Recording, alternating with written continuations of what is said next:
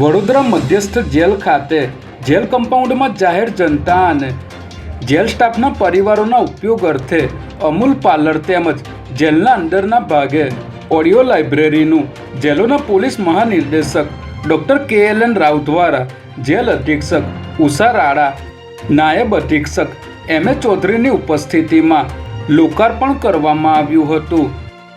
Amul parlour તથા audio લાઇબ્રેરીના લોકાર્પણથી jail બંદીવાનોને રોજગારી મળી રહેશે અને બંદીવાનો જેલ મુક્ત થયા બાદ પણ સમાજમાં જઈને પુનઃસ્થાપન કરી શકશે.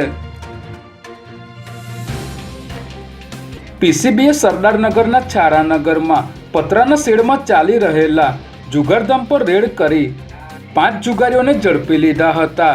જેમાં PCBએ બાતમીના આધારે કુબેરનગરના છારાનગરમાં આવેલ ફ્રી કોલોનીમાં ચારે બાજુથી બંધ પતરાના શેડમાં રેડ કરતા દાણા અને પાસા નાખીને રમાડવામાં આવતો જુગાર ઝડપાયો હતો.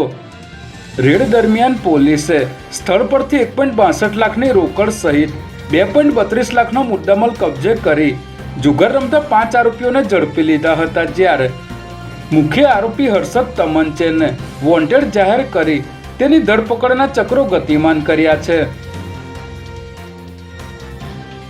સુરત ખાતે ગઈકાલે ગૃહ રાજ્યમંત્રી હર્ષ સંઘવીની ઉપસ્થિતિ અને રાજ્યના DGP વિકાસ સહાયની અધ્યક્ષતામાં એક દિવસીય ક્રાઇમ કોન્ફરન્સ યોજાઈ હતી. જેમાં DGP વિકાસ સહાયે આરોપીઓના વરઘોડા શબ્દ અંગે વાંધો ઉઠાવતા કહ્યું હતું કે અમે વરઘોડો નથી કાઢતા, માત્ર ગુનાનું રિકન્સ્ટ્રક્શન કરીએ છીએ અને આ શબ્દ પ્રેસ અને મીડિયા તરફથી આપવામાં આવ્યો છે. પરંતુ 1 મહિના અગાઉ ગાંધીનગરમાં તેરા તુચકો અર્પણ કાર્યક્રમ યોજવામાં આવ્યો હતો. ત્યારે વરઘોડાને લઈને ગૃહ રાજ્યમંત્રી હર્ષ સંઘવીએ જ નિવેદન આપ્યું હતું કે લોકોને હેરાન કરશો તો વરઘોડો નીકાળવામાં આવશે.